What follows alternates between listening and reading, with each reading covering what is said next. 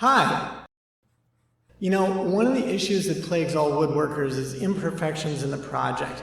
And this can happen for a number of reasons because wood is a natural product and sometimes it has inherently large pockets in between the grain where you'll have deep layers of, well, basically holes in the wood where it's just an uneven surface that are a little bit too difficult to sand out. You'd have to sand and sand and sand.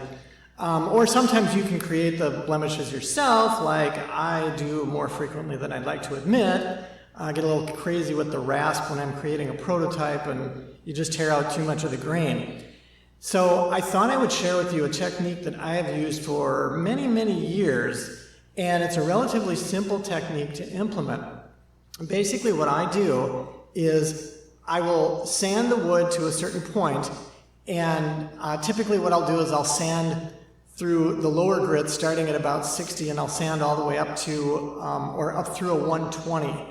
And if I still have deep spots in there that just haven't come out at that point, you know, because you got to be a little careful how much you sand, otherwise you take away too much wood.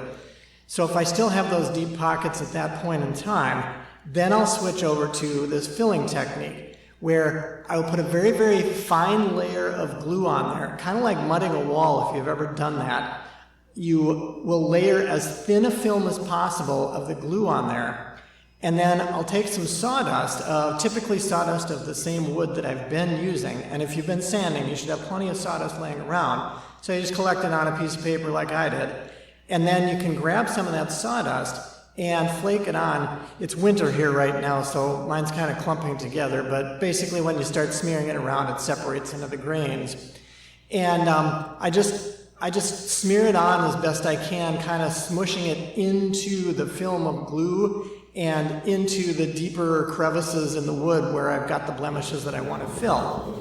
And then at that point, I'll start up with a 150 grit sandpaper. Once it's dried, of course, start up with a 150 grit sandpaper and sand that smooth. The main reason I don't do this before 150 grit is, well, as I said earlier, you want to see if you can get rid of these holes through sanding first. And secondly, I've noticed through trial and error over the years that anything more than a 150, anything more aggressive than a 150 grit typically will start ripping out the fill job that you did. And so now you got to do it again.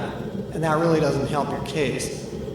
Ultimately, though, you can do this 1 or 2 or 3 times. The best thing is once you've got some experience with it, you can get it done in one shot. And then you can sand it smooth where you can't feel it at all.